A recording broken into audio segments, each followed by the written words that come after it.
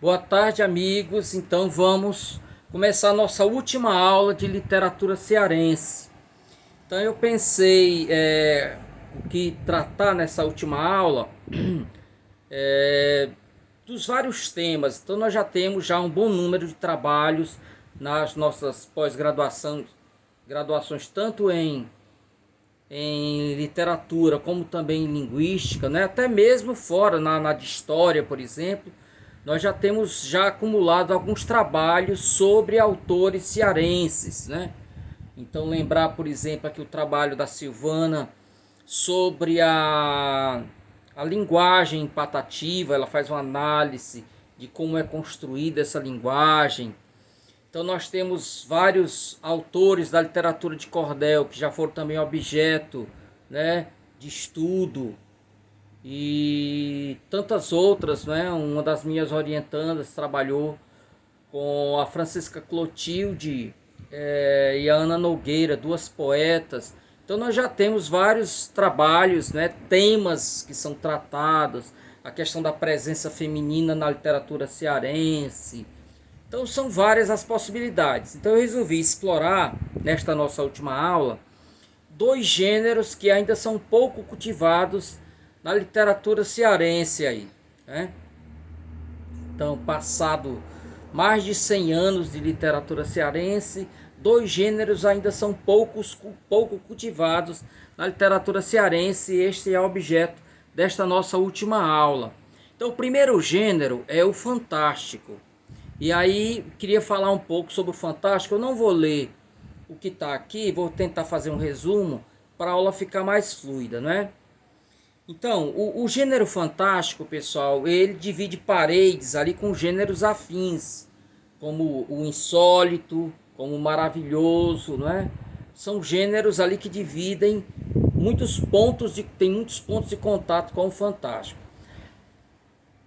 Mas basicamente, o que distingue o fantástico desses outros gêneros é a forma como o elemento não natural, né, como sobrenatural, ele vai qual o impacto que ele vai provocar ao entrar na narrativa. Então o maravilhoso, por exemplo, quando entra o elemento sobrenatural, nós não nos chocamos, porque é uma espécie de acordo tácito, desde acordo tácito, quer dizer, aquele que não precisa de palavras, né? Então, existe já um acordo, quando eu começo a ler uma obra do maravilhoso, que as leis da natureza não serão obedecidas. Então, um elefante como o Dumbo voar com as orelhas, um lobo falar, né, engolir uma vovozinha inteira, abrir a barriga e ela tá ali também viva. Tudo isso não nos impacta, porque essa é a característica daquele gênero, não é? É o plano absolutamente fantasioso e tal, né? No caso do fantástico é bem diferente disso. O leitor, ele sente como que o seu tapete sendo puxado. A intervenção, a introdução do fantástico na narrativa, ela gera perturbações, né? Inclusive nas personagens. Então você começa a ler uma história absolutamente normal, e de repente acontece algo que contraria as regras da normalidade e você fica perturbado com aquilo e procura uma explicação racional. Essa é outra característica do fantástico, é que ele se desenvolve na fronteira, não é? Entre o lógico e o ilógico, não é? Então há sempre esse sentimento de dúvida, de hesitação, tanto por parte do leitor como por parte da personagem. Vou dar um exemplo para vocês, entre outros que eu vou trazer aí. Existia uma minissérie da Globo, acho que chamava-se Luna Caliente. Então nessa história, já no final, o protagonista, né? Ele mata a jovem, eles tiveram um caso lá, ele mata essa jovem, porque essa jovem sabe de um outro crime anterior dele. E aí ele passa a fronteira do Brasil, se hospeda lá num hotel. Quem fazia até o papel é Paulo Betti. E aí de repente alguém, um funcionário do hotel disse, olha, tem alguém ali à sua espera. Então ele se desloca até o patamar da escada. Antes de descer, olha para baixo, quem está lá? A moça que ele matou, né? E termina assim a história, não há uma explicação qualquer. Então você tenta ali, até então não havia acontecido nada de sobrenatural, nada de alma, tudo natural, tudo normal, né? E como explicar aquilo? Será que ele não matou bem matado a moça, né? Será que essa jovem aí apenas teve um desfalecimento, ele julgou que ela tinha morrido? E ela consegue estranhamente sair, né, do buraco onde ele a enterrou. Pode ser também, gente, ele tomado por uma alucinação, por um remorso, então enxerga alguém, enxerga vendo chegar ali um fantasma de alguém. Pode ser também alguma jovem muito parecida com a que ele matou. Bom, você começa a buscar explicações. Estamos aí no terreno do fantástico. Então notem que essas perguntas você não faz quando lê uma obra do gênero maravilhoso, não é? Você não faz a pergunta. Muitas vezes essa obra do maravilhoso começa com o era uma vez. O era uma vez é uma espécie de senha. A partir daí pode acontecer tudo. Bom, o Todorov, né, já falecido, foi um dos principais teóricos que analisa as características da literatura fantástica. Ele estabelece também essa diferença, né, entre o maravilhoso, né, entre o estranho. São outros nomes de obras em que o sobrenatural também ingressa, né? Ele tem entrada. Eu citei aqui duas obras, gente, entre tantas que eu poderia citar, né? 100 Anos de Solidão, por exemplo. Mas eu citei apenas dois contos que vocês podem ler a íntegra. Eu deixei o link para vocês lerem a íntegra. Um deles é O Coração Delator, do Edgar Allan Poe. O cidadão é criado por um senhor e quando esse senhor envelhece, ele contrai catarata e os olhos começam a ficar com assim uma membrana, né, que causa nele, gente, não apenas nojo, causa nele algo que é espécie de uma chave para abrir a porta da loucura. Esse cara enlouquece toda vez que olha para os olhos daquele velho e resolve matá-lo. Então ele vai noite após noite, mas sempre quando ele chega para a hora de matar, o velho está com os olhos fechados. Cessado o meio que o levou até ali, ele volta. Só que um dia ele tropeça em qualquer coisa e o velho acorda sobressaltado. E quando ele ilumina os olhos do velho, que enxerga aquela membrana, ele acaba sufocando com um travesseiro. Enterra-o sob o assoalho da casa. Os vizinhos notam o desaparecimento do velho, chamam a polícia e ele calmamente conversa com os policiais, né? E os policiais vão embora. Dias depois eles retornam. E quando vão conversar com ele dessa vez, ele começa a escutar um barulho muito baixo. E esse barulho vai aumentando. E vai aumentando tanto que ele grita desesperado. Sim, fui eu quem o matou. Ele está ali, né? Mas por favor, silencie esse barulho. Ele escutava o coração do velho que ele matara, né? E aí você pergunta, como é que explica-se isso? Ninguém, depois de dias morto, né, tem o coração que volta a bater. Então, de novo, você busca uma explicação lógica e aí encontra, né? Encontra essa explicação lógica, que ele está tomado pelo remorso, pela loucura, né? Inclusive, das primeiras frases as primeiras frases do conto, ele já diz assim: sou uma pessoa muito nervosa. Então, ele já começa a dizer, né, que ele tinha uma tendência para imaginar coisas e tudo. O segundo conto, pessoal, a primeira vez que eu li, há muitos anos, eu fiquei realmente perdido, né, quando eu li. É um conto do Julio Cortázar, né? Ele é argentino, mas a maior parte dele passou na Europa, né? Não sei se na Bélgica. Então, o Julio Cortázar tem vários contos marcados pelo fantástico. Um deles chama-se A Continuidade dos Parques. Deixei também aí o link para vocês lerem, né? Então,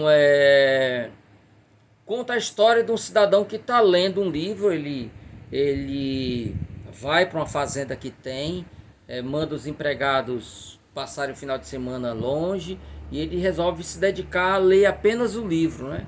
Senta lá numa cadeira de espaldar verde, numa biblioteca e tudo, e começa a ler. E a história fala de um cidadão que mata o marido da amante a pedido dela. E termina com o personagem entrando numa biblioteca, pé ante pé, depois que percebe que na casa não tem ninguém, os empregados estão de folga, e ele entra na biblioteca e de repente se prepara para matar o homem que de costas para ele lê um livro numa cadeira de espaldar verde.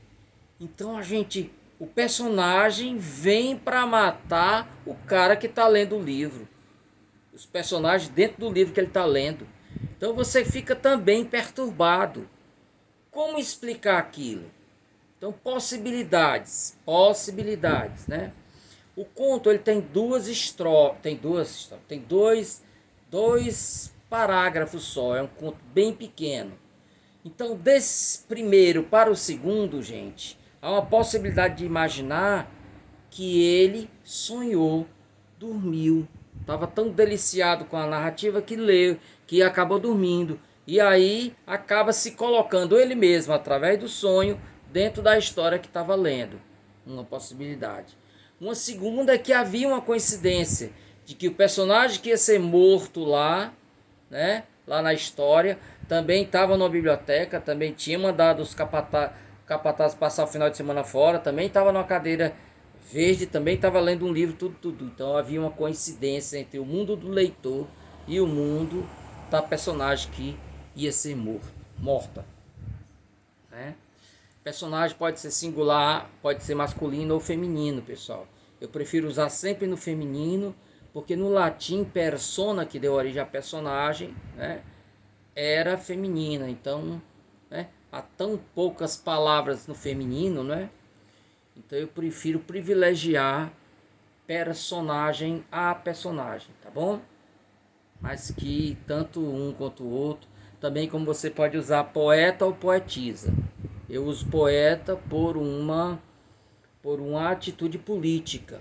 Poeta era uma palavra do latim, da primeira declinação, uma das poucas palavras que terminavam em A, né? A primeira declinação, as palavras terminam em A, e que era masculina. Pirata, agrícola, auriga, poeta, eram palavras que terminavam em A, mas eram masculinas. Todas as outras femininas. Significava dizer que só ao homem era permitido escrever poesias. Então, quando nos nossos tempos, pessoal, a língua também é uma arena de disputa, né? Então, o que eu quero é marcar uma trajetória de combate a uma tradição misógina, não é? Patriarcal e tudo. Então eu não uso poetisa, eu uso poeta, né? O poeta, a poeta, né? Como o estudante, a estudante e por aí vai. Só para que vocês saibam, né, que existe isso. Então aí chegamos, pessoal, neste livro, né? O Pedro Salgueiro, um grande escritor, né? Ele está aí na foto aí embaixo, ele organiza esse texto com dezenas, ele levou anos fazendo esse trabalho, contou com a parceria do Sâncio, que é o maior conhecedor de literatura cearense, né? Então o Pedro Salgueiro organiza esse trabalho. Tem uma coisa engraçada, inclusive, sobre o título, né? O Cravo Roxo do Diabo é um poema fantasmagórico que Sâncio mencionou para o Pedro, mas nenhum deles encontrou o texto. Então ele manteve o título do poema, mas o poema não está no livro. Eles não encontraram. Olha, para Sâncio não encontrar algo da literatura cearense, esse material deve estar perdido, né? Então ele tem esperança de um dia ainda conseguir encontrar. Algumas informações, né? Então foi lançado 1º de junho de 2011. O título remete a um conto do escritor Álvaro Martins. Então, a obra de quase 600 páginas reúne 172 contos, 60 poemas e 17 recortes de romances cearenses que se enquadram no referido gênero. Entre esses poemas há cordéis também, né? Como um dos cordéis do meu amigo Rochinaldo Rinaré. Então, pessoal, o texto, né, traz obras de Juvenal Galeno, que é quem abre, né, o primeiro, o Senhor das Caças, né? Ele vai falar sobre o caipora, né? O acaipora, né? Vai falar sobre a caipora, um caçador que encontra a caipora, faz um acordo com ele, quebra o acordo e por isso é amaldiçoado. Oliveira Paiva, Gustavo Barroso, Raquel de Queiroz e Moreira Campos, né? Ele vem até os nossos dias. A obra, a capa, tem a ilustração do Raimundo Neto. O Raimundo Neto, além de jornalista, né, é formado em fisioterapia, mas é jornalista, também ilustrador, escritor, né, é um homem de 7 instrumentos, né. Então Raimundo Neto fez a ilustração da capa e o prefácio é assinado pela Ila, né, que é uma das nossas maiores escritoras dos nossos dias. E é exatamente ela, pessoal, que chama a atenção. Há um detalhe que certamente o leitor comum não ia perceber, mas nós que somos já, né, nós não somos leigos no assunto, claro que perceberíamos, né? Então ela diz: o crítico estruturalista Tsvetan Todorov opõe o que ele chama fantástico a outros dois conceitos fronteiriços, o estranho e o maravilhoso. O fantástico ocupa o tempo da incerteza, da vacilação entre aceitar ou não o evento extranatural. Assim que se escolhe uma resposta ou outra, o fantástico é abandonado e entra-se no domínio de um dos gêneros vizinhos, o estranho ou o maravilhoso. Então, se você aceita, você entrou no maravilhoso. Se não aceita, você está no terreno do estranho, do insólito. Nesta acepção, nem todos os textos aqui coletados estariam inseridos no gênero. Eu me arrisco a dizer que a maior parte não seriam contos fantásticos, segundo essa concepção, né, tradicional do gênero. Mas a própria Ila, ela traz uma outra concepção de fantástico que tem sido trabalhada nos dias atuais, em que se abandona essa história da hesitação e o fantástico tem como característica a introdução do sobrenatural. Então, nesse caso, ela chancela os contos que aqui estão agrupados. Bom, pessoal, eu vou falar de apenas 3 contos quando nós terminarmos a nossa aula, que eu enviar esses slides para o SIGA, enviarei junto com eles a adaptação que eu fiz de 3 contos, né? Há outros contos que eu me deliciei também, mas eu não poderia fazer a adaptação porque não estão em domínio público. Então eu peguei 3 autores, 3 textos, ele organizou na forma cronológica. Então, alguns dos textos que vêm na parte inicial do índice, né? Eu peguei 3 contos e os transformei em cordel. Eles sairão dentro de uma série que é dedicada só a histórias de terror, de assombração, né? Eu chamei Histórias de Malassombro. Um deles é a maldição do holandês voador, né? Aquele navio, né, que é mencionado lá nos Piratas do Caribe. Então, gente, eu peguei 3 contos. O primeiro foi O Ar do Vento, Ave Maria. Então, é uma prática de nós cordelistas modificarmos o título para ele ficar mais impactante para o leitor, né? Então, o leitor de cordel, que é uma coisa assim mais, né, que já dê a dica da história. Então, Ar do Vento, Ave Maria, eu troquei pela A Cabeça do Monstro, né? Então, Ar do Vento, Ave Maria foi escrito pelo Manuel de Oliveira Paiva e foi publicado originalmente em 15 de fevereiro de 1887. A história se resume, pessoal, ao encontro entre um caçador e uma mula sem cabeça, que dentro da história é chamado de Mula do Padre, porque havia, segundo a lenda, quem se transforma em mula sem cabeça é mulher jovem que namora com o padre. Então ela se transforma, não é? E aí ele vai ter o encontro com essa mula e depois ele diz qual foi o desdobramento desse encontro. Então eu coloquei aqui um trechinho, pessoal. Sob uma imbaúba, uma planta, não é? Juro que vi se espojando e após isso relinchar um bicho feio, nefando. Juro pela Santa Madre, era uma burra de padre que eu estava contemplando. Prontamente comecei a temer por minha vida, pois a mula sem cabeça, como é mais conhecida, é monstro feroz dos demos, saindo fogo, sabemos, das ventas da referida. É somente uma visagem, disse em meio à tremedeira. Foi quando o monstro arrancou em furiosa carreira, como a arrastar correntes. Logo vi, batendo os dentes, sumir pela capoeira. É muito estranho que uma mula sem cabeça não apenas bata os dentes, como solte fogo pelas ventas, né? Então é uma lenda. Se você perguntar como é que foi isso, Chicó responderá: sei não, só sei que foi assim. A segunda história chama-se Alma Penada, pessoal, e foi escrito por Américo Facó. Américo Facó era também jornalista e passou a maior parte da vida dele no Rio de Janeiro, né? Foi publicado originalmente esse conto, Alma Penada, em novembro de 1946, né?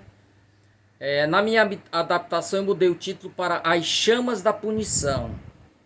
O conto mostra o pavor dos escravos ante a visão do espírito do cruel patrão em meio às chamas de uma fornalha. Então esse cara, gente, era crudelíssimo, né? Não era só cruel não, era crudelíssimo, né? Com os escravos. Alguns deles, inclusive, ele mandou queimar vivo. Então era uma pessoa terrível. E aí, quando ele morre, depois que ele morre, logo um dia ou dois depois da morte dele, quando vão lá ferver a garapa, não é? Não, é mais do que isso, porque a dona da fazenda, a esposa do morto, ela decreta lá que apaguem o fogo durante um tempo, não sei se um mês, 15 dias, acho que são 15 dias. Então depois que voltam a fazer as rapaduras, né? Então, para quem nunca viu o processo, você tem uma moenda, você moe a cana. Antigamente era feito, antes da eletricidade, era feita pelo boi, né? O boi era amarrado, um boi de um lado e um de outro, amarrado numa estaca, e eles iam se movimentando em círculos e movendo um eixo central que fazia a cana ser moída. Essa garapa, pessoal, é levada até um forno, né? Onde ele vai esquentando, e aquilo se transforma numa substância pastosa, né? Aquele caldo da cana vira substância pastosa que se leva para umas formas, né? As formas de madeira. Então você enche aquelas formas, né? que depois de seca é só tirar a forma, tá lá a rapadura. Para quem tem curiosidade, mora em Fortaleza, nas mediações, né? Você indo até Paraipaba, né? No caminho para... Vocês passam pelo Eusébio, onde eu moro, né? E seguindo, vocês chegarão, antes de chegar... Só um minuto, a garganta já tá ruim. Antes de vocês chegarem a Cascavel, vocês chegarão a Pindoretama. Então lá em Pindoretama tem um engenho, né? E logo na frente você vê todo o processo. Eu sempre vou lá porque meu sogro, eu moro na casa de cima, ele mora na casa de baixo. Ele vende, entre outras coisas, rapadura. Tá? A gente vai às vezes lá para trazer, né? Para trazer rapadura para vender aqui. Então você vê todo esse processo. Mas voltando à vaca fria, pessoal, então quando é ordenado retomar de novo o trabalho, então o que acontece é que a pessoa responsável por alimentar o forno, né, a jogar coisas ali, geralmente o bagaço da cana seca, né, ele joga no fogo. Quando ele foi fazer isso, ele viu no meio das chamas o rosto do patrão dele. E aí todos os escravos ficam perturbados com aquilo, são chamados um a um e todos dizem que estão vendo, né? Então, com as chamas, cada pedra das grelhas